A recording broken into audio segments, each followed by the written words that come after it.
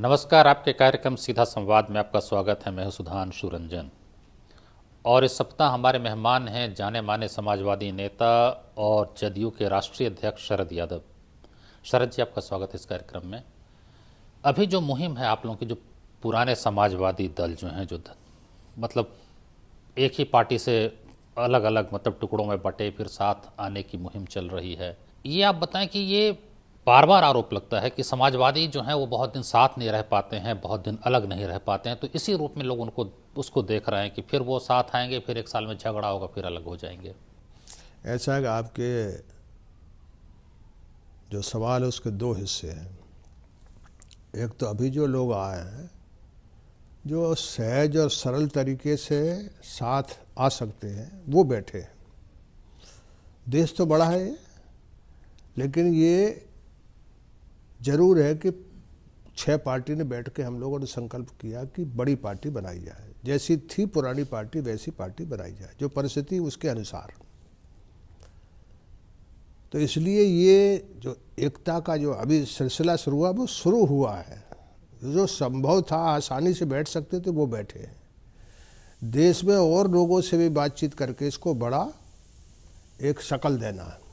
तो पहला सवाल तो ये है कि ये एकता वाला जो प्रयास है वो जो सहज भाव से एक साथ बैठ सकते थे वो बैठे हैं।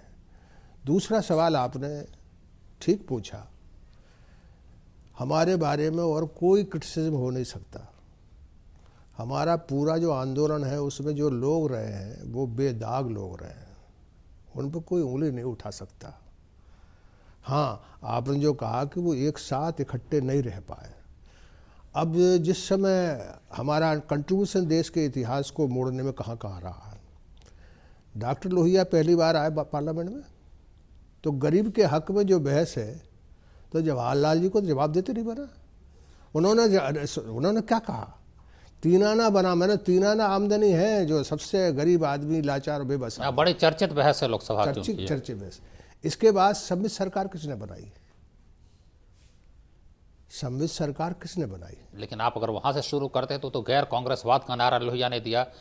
67 में 8 राज्यों में गैर कांग्रेसी सरकार बनी, जो संविदा आप करें संयुक्त विधायक दल की सरकार। उस समय कांग्रेस अछूत थी, आज भाजपा अछूत हो गई है। आपकी बात जो है पूरी पहले हो जाए ना। जो सवाल पहला आपने बहुत अच्छा सवाल किया है उसको जवाब देना मुझे जरूरी है। फिर सम्मिलित सरकार हुई, फिर जयप्रकाश जी आए जो सर्वोदय में चले गए थे, हमारे ही पुरखे थे, वापिस आए और देश में संपूर्ण क्रांति का यानी भ्रष्टाचार अधूरी सवाल था। और हम आंदोलन में लगे हुए लोग थे, हम खुद जेल में बंद थे।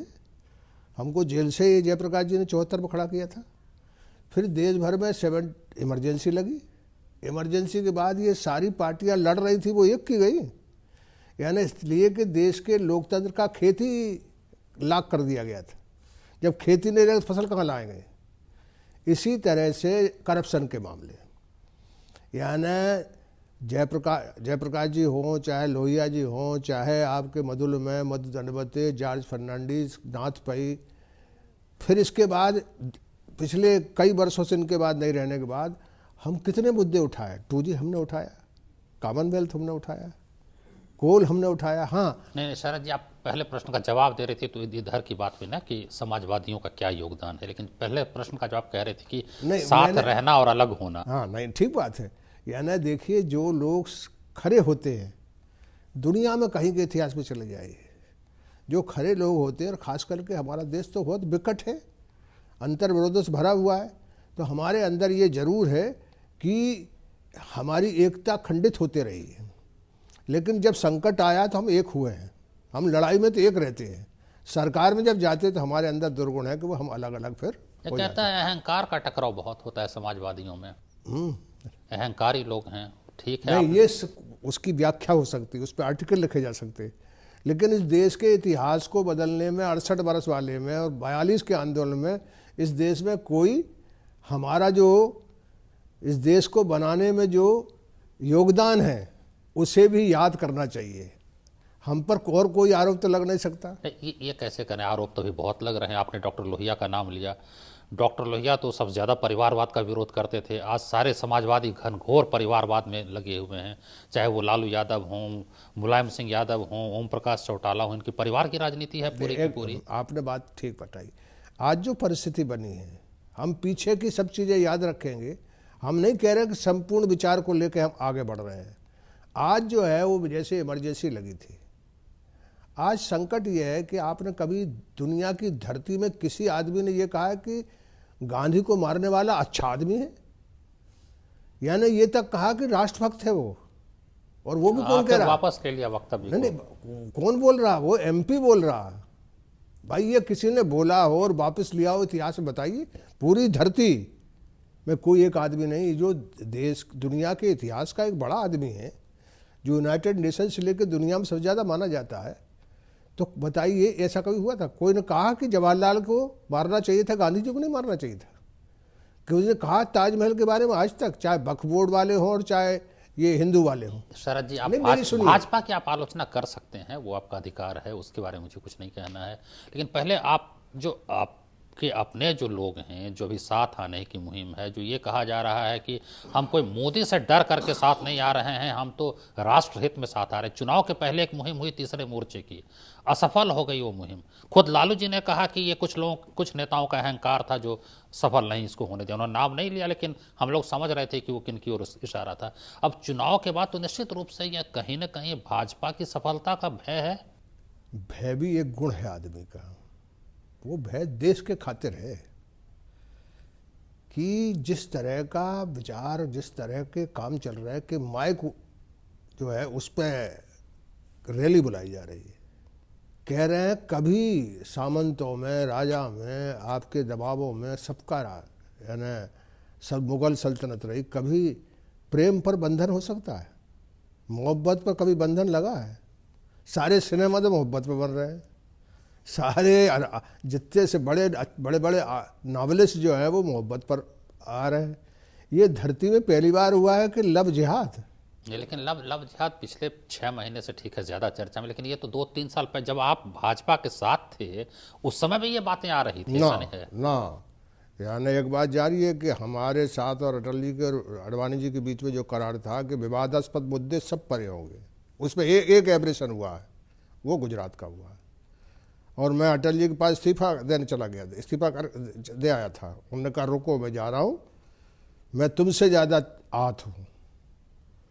और वो मामला जरूर है जिसको एब्रेशन आप जब भाजपा से अलग हुए तो आपका क्या कहना है, आपका क्या मानना है? वो सांप्रदायिक पहले नहीं थी, अब वो पार्टी सांप्रदायिक नहीं, हम पहचान जाते हैं। हम राजनीति में हैं और राजनीति में बहुत समय से है। पार्लियामेंट में हमारे को 41 साल हो गए, तो हम जानते हैं कि कौन क्या। जैसे सवाल पूछ रहे हैं आप, हम आपकी मंशा को करेक्ट भाव करके बोलेंगे। तो हम राजनीति में हम समझ गए कि इनने रास्ता बदल लिया, इन्होंने अपना रास्ता जो पुराना है उसको पकड़ लिया है। शरद, जितना तो आप मानेंगे कि जन समर्थन तो उनको मिला चुनाव में? मैं कह रहा हूँ कि जन समर्थन इंदिरा जी को सबसे ज़्यादा मिला है, राजीव गांधी को सबसे ज़्यादा मिला है, हम उनसे भी लड़े हैं। जन समर्थन से हम नहीं ठहरते। आप जन समर्थन के लिए साथ आ रहे हैं कि आपका कहना है कि वोटों का बंटवारा नहीं हो, आप यही तो आपकी मंशा है कि सीटें आपकी ज़्यादा आए। तो अभी के चुनाव में तो उनको जन समर्थन मिला। सीट से इसका कोई वास्ता भी नहीं है, सभी वास्ता सीधा, राजनीति से भी हमारा सीधा वास्ता है। चुनाव भी एक महत्वपूर्ण बात इसलिए नहीं, इतने सवाल आप जो बात कह रहे हैं, उनकी जीत का जश्न जो है वो आप तक पहुंचा है। जीत तो बहुत लोगों की हुई है। 250 साल तो हम अंग्रेज हमारे आ रहा है, तो 250 साल लोग लड़े नहीं क्या?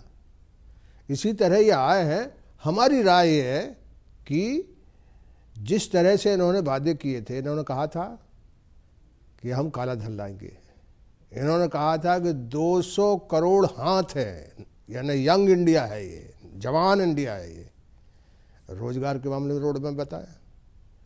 इन्होंने कहा था कि किसान के उत्पादन किसान के उत्पादन का तो अभी सवाल आ गया। इनने कहा था हम उत्पादन में जो लागत है उससे 1.5 गुना देंगे, तो 3% बढ़ाया।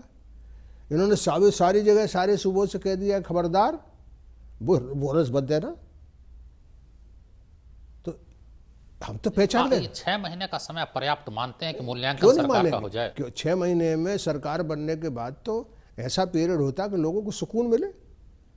जिस तरह की ये 20 तरह के बयान हो रहे हैं, क्या क्या बयान नहीं हो रहे हैं। कह रहे हैं कि मदरसे में सभी है ना, आपके मौलाना आज़ाद मदरसे से पढ़े हैं। उतना बड़ा विद्वान तो देश में एजुकेशन मिनिस्टर कोई नहीं रहा। कह रहे हैं कि मदरसे हमारे घर के एक फर्लांग पे आ गए हैं। कह रहे हैं मदरसों में वो हो रहे हैं। नहीं, तो सरकार तो अपने को इन बयानों से अलग कर रही है। जो ये कभी होता है पार्टी के प्रवक्ता जो बैठते हैं टेलीविजन डिबेट में, कहते हैं कि सरकार जो ये बयानबाजी हो रही है, जो भी गुट कर रहे हैं, चाहे आप कहते हैं कि हाँ वो बड़े संघ परिवार का हिस्सा है, लेकिन सरकार करे कि हमारा उससे लेना देना नहीं, हमारा एजेंडा विकास है और सिर्फ विकास है। अजय ऐसा है। मैं कहता हूँ ये कहते कि हमारा उनसे वास्ता नहीं, लेकिन इनका पार्टी का एमपी साक्षी है कि नहीं? इनका एमपी जो है वो आपका साध्वी निरंजन आप कह लीजिए। साध्वी निरंजन है। आपका गोरखपुर के जो महंत हैं योगी जी हैं। आपके जो बिहार, नाम मैं भूल रहा हूँ उनका, गिरिराज सिंह जी। आपको जो आदमी कह रहा है कि गांधी जी को नहीं मारना था, जवाहरलाल को मारना था। तो ये जो एमपी है तो इनकी पार्टी के हैं। छोड़ दीजिए बाहर के लोग कौन हैं, इन वो पार्टी के एमपी हैं जो देश की सर्वोच्च संस्था जो है लोकसभा, उसको में आके बैठते हैं और वही पॉलिसी और प्रोग्राम को बना करके आगे ले जाते हैं। उन्हीं के वोट से चलता है। वो तो इनकी पार्टी के हैं। बात शरद जी ठीक है, मैंने जो पहले का फिर कहा कि आप आलोचना करें वो तो ठीक है, आपका अधिकार है, लेकिन जनसंघ जब पहले हुआ करता था, बाद में वो भारतीय जनता पार्टी में नए अवतार के रूप में सामने आए। अब आरोप तो उस समय भी उस पर हिंदूवाद का लगता था, लेकिन फिर भी डॉक्टर लोहिया ने साथ रखा। बल्कि आप जो कह रहे हैं कि लोहिया 63 में आए संसद, उसी फारुखाबाद के उपचुनाव में प्रचार करने के लिए जा रहे थे आचार्य रघुवीर, उस समय जनसंघ के अध्यक्ष थे, और उसी में दुर्घटना हुई, सड़क दुर्घटना में उनकी मौत हुई। तो जनसंघ इस हद तक उनके साथ था कि उनके प्रचार में उसका अध्यक्ष जा रहा था और उनकी मौत हो गई। संविद सरकार में जनसंघ हर जगह उनके साथ था। तो ये आरोप कोई पहली बार तो नहीं लग रहा है। आपके सबसे बड़े जो नेता थे। नहीं, ऐसा नहीं है। देखिए, उनके साथ हमारे साथ कई बार मेल हुआ है। वो एक बार नहीं है, कई बार हमारे साथ आए हैं। संविद सरकार के ज़माने में कम्युनिस्ट भी आए थे। देश बहुत अंतर विरोध से भरा हुआ है। वो हमारे साथ इमरजेंसी में आए। वो आप ठीक कह रहे हैं, लेकिन ऐसा कभी नहीं हुआ कि उनके पास संपूर्ण बहुमत हो, सरकार और राज संस्था चला रहे हो। अपना जो संविधान है, उस संविधान की रक्षा का सबसे बड़ा हथियार भारत सरकार है। उसमें आने के बाद अटल जी के जमाने में ये बयान नहीं थे, कभी नहीं हुआ है। अडवाणी जी थे होम मिनिस्टर, उनकी तारीफ मेरे से कही है आपके ज्योति बसु ने, वो नहीं थे। सवाल है कि आज तो जो है वो संविधान के रक्षक हैं वो, और रक्षक आदमी जो है वो इस तरह के बयान देगा। यही बात तो आपने जो कहा ना कि आप जब तक भारतीय जनता पार्टी के साथ थे तो एक 2002 का दंगा एक अपवाद था, आप इस्तीफा देना चाहते थे, मतलब आप खुद मान रहे अपवाद था। यही बात तो भारतीय जनता पार्टी के नेता भी कह रहे हैं, नरेंद्र मोदी खुद कह रहे हैं कि 2002 के बाद गुजरात में तो एक दंगा नहीं हुआ, वो केवल सुशासन पे चलते रहे। लेकिन विपक्ष के पास चूंकि कोई मुद्दा नहीं, इसलिए हमेशा 2002 की बात वो करता रहेगा। ये बार बार ये बात करके आप ध्रुवीकरण की कोशिश करते हैं। 2002 के बाद तो गुजरात में कुछ भी नहीं हुआ। गुजरात हुआ, नहीं टूटा जनता एनडीए, लेकिन भारत सरकार का मामला जब बना और उनके जो रास्ता देखा और उनका जो विचार देखे, और हमें समझ आ गया कि वो रास्ता अपना पुराना पकड़ने वाले हैं। ये जब भी साथ रहे, जब अपना मुद्दा नहीं चलाया उन्होंने कभी। यानी सुनिए ना, आप जो जवाब, आपने ठीक बात कही, आप तो उनके तर्कों को मेरे से रिपीट कर रहे हैं। वो जब तक हम लोग साथ रहे हैं तो इस तरह की भाषा कभी बोली नहीं, बोली तो उसको हम लोगों ने निपेंदी बट कर दिया। आज जिस तरह खुले आम, फिर आपको साथ रहना चाहिए था ना, फिर आप नियंत्रित करते तो बेहतर होता कि आप साथ रहते। नहीं, इस परिस्थिति ऐसी थी कि हम अटल और अडवाणी जी पर बहुत पुराना संबंध था हमारा, वो यकीन हो सकता था। जिस तरह के लोग आज आए हैं उनसे कम वास्ता हमारा रहा है, हम कम पहचानते, और हमने जो सोचा था वो हो रहा, विंडिकेट हो रहा। यानी इस तरह के बयान इस देश में भारत सरकार में जिनने चलाई हो, उनके जबान से निकलते हो, ये कभी हुआ नहीं। चलिए एक छोटा सा यहाँ पर हम ब्रेक ले लेते हैं। ब्रेक के बाद हम चर्चा जारी रखेंगे और जो भी समाजवादी आंदोलन की पृष्ठभूमि और अभी जो चुनौतियां हैं देश के सामने उसके बारे में बात करेंगे। आप बने रहिए हमारे साथ।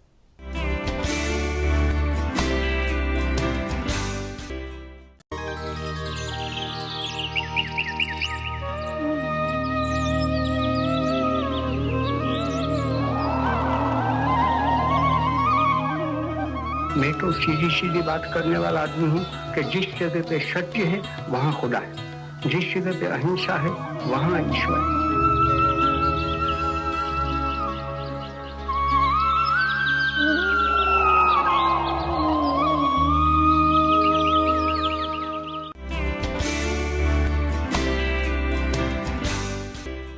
अंतराल के बाद फिर से आपका स्वागत है इस कार्यक्रम में। हम चर्चा कर रहे हैं जनता दल यूनाइटेड के राष्ट्रीय अध्यक्ष शरद यादव के साथ। शरद जी, जो भी बातें आपने कही, ये लोग कहते हैं कि एक मतलब समय आता है, एक समय था जब आडवाणी जी को ही लोग कहते थे बड़े अटल जी तो बड़े अच्छे हैं, आडवाणी जी रथ यात्रा कर रहे हैं, दंगा हो रहा है वो सांप्रदायिक है। फिर समय आया कि नहीं, आडवाणी जी तो बड़े सेकुलर हैं, स्टेट्समैन हो गए, कोई और हो गया। तो इस समय की बात है, कभी किसी को सेकुलर मान लिया जाता है, कभी किसी को सेकुलर मान लिया जाता है। वो देश की बात नहीं है, हम राजनीति में हैं और राजनीति में हमारी समझ है आदमी को समझने की। एक ही काम हमारा, हम लुढ़ते हुए आज पक्षी को पहचानते हैं, आदमी को पहचानते हैं कि वो कहाँ और कैसे। लेकिन आप कैसे करेंगे? आप जो 6 दल आ रहे हैं, मुख्य रूप से तो 5 ही, एक तो समाजवादी जनता पार्टी तो बहुत कमज़ोर है। अब उसमें आपके 2 नेता तो सजा याफ्ता हैं, लालू यादव और ओम प्रकाश चौटाला। मुलायम सिंह यादव 75 साल के हो गए, देवे गौड़ा 81 साल के हो गए। क्या भविष्य फिर होगा इस पार्टी का? हमारा लक्ष्य अभी है कि जो जनता है इन इलाकों की, वो हम आपसे कह रहे हैं कि पीछे वाली बात याद रखेंगे तो एकता नहीं हो सकती। मौका ऐसा आया है कि बाढ़ आ गई, ऐसी बाढ़ आई है कि जिसको इमरजेंसी आ गई थी। तो आप इमरजेंसी में किसके विचार एक दूसरे से मिलते थे बताइए? जयप्रकाश जी ने मेरे सामने कहा या तो सब एक हो जाओ क्योंकि देश बहुत बड़ा है, और नहीं तो मैं आपके लिए आपके तो आप मान रहे हैं कि वैसी आपातकाल वाली स्थिति आ गई है? नहीं, निश्चित आपातकाल तो जो है घोषित था, अब यहाँ घोषित नहीं है। आप बताइए, इस तरह की मैंने वाणी और बोलने में ऐसा फर्क कभी देखा है आपने? कभी देखा बताओ? लेकिन शरद जी, अब आप सजा याफ्ता, कोर्ट से सजा हो चुकी है, वैसे नेताओं को साथ लेकर के कहा जाता है कि एक मतलब पुराने योद्धा सब जो है थके हारे हैं, उनको साथ लेकर के एक कोई आप एक विकल्प तैयार कर पाएंगे क्या? एक बस ने कहते हैं लेमन अलायंस है, ललित ये क्या कहते हैं, लालू, मुलायम, नीतीश। उसमें एक नीतीश जी है कि जिन पे आरोप नहीं है या उम्र जो भी अभी कम है, बाकी तो बुजुर्ग हैं या फिर सजा याफ्ता हैं। नहीं, आपने जो बात कही, मैं इतना कहना चाहता हूं कि लोग और जनता इनके साथ है। ये तो चुनाव में तय होगा ना? तय तो कई बार हो चुका है इनका, यानी ये एक 2 बार के 3 बार के मुख्यमंत्री हैं। ठीक है, उस समय जनाधार था। सुनिए जनाधार अभी मैंने आपसे कहा कि एकता का सबसे बड़ा लक्ष्य है कि जनता की गोलबंदी, यानी जनता जो है वो तो जनता दल की थी, वो बिखर गई है। वही तो मैं कह रहा हूं, क्यों बिखर गया? आपको समाजवादी जनता पार्टी बन गई, अक्टूबर 1990 में चंद्रशेखर अलग हो गए, प्रधानमंत्री बन गए। उसी जनता दल से समता पार्टी निकल गई 94 में। लालू प्रसाद, आप ही तो अध्यक्ष का उम्मीदवार आपको बनाया गया और लालू यादव विरोध में जो है उन्होंने अपनी पार्टी बना ली 1997 जुलाई में, राष्ट्रीय जनता दल। फिर जनता दल टूट गया, जनता दल सेकुलर, जनता दल यूनाइटेड 1999 में हो गया, भाजपा के साथ चले गए। इसमें सिद्धांत कहाँ था? इसमें सिद्धांत की कोई बात तो ना आप जो है वो पिछले पूरे इतिहास को, तो फिर हर पार्टी के इतिहास को देखेंगे तो उसकी व्याख्या तो लेखों में हो सकती है। अभी हमारे राय में, हमारी जो यानी राजनीतिक समझ है, उसमें देश को आज ऐसे मजबूत विपक्ष की ज़रूरत है, और वो मजबूत विपक्ष जो है वो सबको साथ लेकर के ही हो सकता है। हमारी अकेले पार्टी, हमारी पार्टी में तो कोई आरोप नहीं है, कोई आदमी उंगली नहीं उठा सकता हम पे, लेकिन ये यदि आरोप किसी है, आरोप ये है कि नीतीश कुमार बहुत व्यक्तिवादी हैं, जो मांझी हैं जीतन राम मांझी, उनके पास ही पूरी ताकत नहीं है, रिमोट नीतीश कुमार के पास, ये आरोप तो है। अब बात यह ना कि इसके ऊपर बहस की जा सकती है, कोई रिमोट किसी तरह नहीं, क्योंकि हम तो सबको जानते हैं और उनको कोई बने हुए 3-4 महीने तो हुए हैं। मैं आपसे ये कह रहा हूँ कि जो ये हमारा प्रयास है उसमें ये लड़ने वाले लोग भी, ये किस तरह से गए क्या है वो तो अदालत फैसला करेगी, लेकिन ये लड़ते रहे हमारे साथ। हमारे साथ मैंने कहा कि सहज तरीके से जिनका रिश्ता हो सकता था वो हम लोग बैठे हैं, और जो स्थिति देश की है उसमें कांग्रेस पार्टी ऐसी हालत में कभी नहीं पहुंची थी, इसलिए कि मिजरेबली यूपीए फेल हुआ और जनता दल का बिखराव था। उस बिखराव के चलते वैक्यूम हो गया, उस वैक्यूम को के चलते ये आए हैं। हमारा मकसद पहले कि जनता को गोलबंद पहले किया जाए और जो मुद्दे हैं जो इन्होंने वादे किए उनको पूरा करने का इनसे आग्रह किया जाए। लेकिन जो संसद में भी अगर आप सब साथ हो जाते हैं तभी तो संसद में, लोकसभा में आपके 14 सांसद होंगे, 5 को मिला करके, राज्यसभा में 30 सांसद होंगे। तो आपको राजीव गांधी के जमाना नहीं याद है? बीजेपी को 2 थे, हमको 3 थे।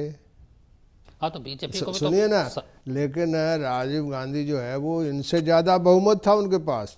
खैर वैसा बहुमत तो किसी को मिला ही नहीं। 400 से, हाँ कभी मिला नहीं, 400 से ज्यादा थे। तो बहुमत से घबरा करके हम मुद्दों को छोड़ देंगे और जनता के हक में लड़ाई छोड़ देंगे, ये तर्क जो है वो हमारी किताब में नहीं है। नहीं हो, लेकिन ये बहुत लोगों का मानना है कि अवसरवादी गठबंधन है ये। नहीं, वो कह लो, वो कह, हमको और क्या कह सकते हो, यानी जो अच्छा शरद जी, आपकी क्या भूमिका? आप तो सबसे वरिष्ठ थे इन समाज, आप 74 में जीत करके आए, उस समय की राजनीति को मोड़ देने में, उस उपचुनाव में जो जबलपुर से आप जीते उसमें आपकी जीत की एक बहुत बड़ी भूमिका थी। तो आप तो बहुत वरिष्ठ हैं, लेकिन आपसे जो कनिष्ठ लोग सब हैं वो आज ज़्यादा महत्वपूर्ण है, मतलब इस राजनीति में। नहीं, वो आपके नज़र से चलता है। बात यह ना कि ये सारा महाज इकट्ठा करने में भारत बंद कौन ने कराया था? हम तो प्राइम मिनिस्टर नहीं, हम तो कोई जयप्रकाश और लोहिया जी तो नहीं थे। भारत बंद 2 बार नहीं किया, एनडीए के गवर्नमेंट थे हम, तो उसमें तो मुख्यमंत्री प्राइम मिनिस्टर दूसरा कोई बन गया। इसलिए यहाँ जो है वो जो पद पे बैठे रहे उनके बारे में ज़्यादा, यही तो कह रहा हूँ कि आप बहुत महत्वपूर्ण थे, मैं तो खुद मान रहा हूँ। तो आप क्यों मान रहे हैं कि हम महत्वहीन हो गए? नहीं, महत्वहीन मैं नहीं कह रहा हूँ मैं अरे भाई, आपके कहने का मतलब ये है कि आप तो ये बात कह रहे हैं कि ये सब एक है तो उसमें हम भी है, और हमारी जो भूमिका पहले रही है वो आगे भी रहेगी।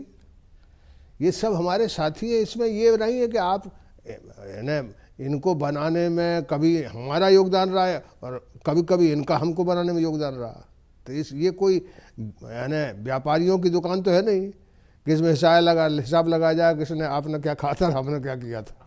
नहीं, ये बात तो राजनीति में मतलब उस तरह से व्यापार हो भी नहीं सकता है, वो तो बात सही नहीं, तो यानी जो तो आपकी राय, क्या देश की राय जो है वो भी साथ चलेगी। यानी हमने जो इस दौर में सब कुछ किया है उसको कोई माने थोड़ी कर सकता। हम तो 4 साल जेल में बंद रहे हैं।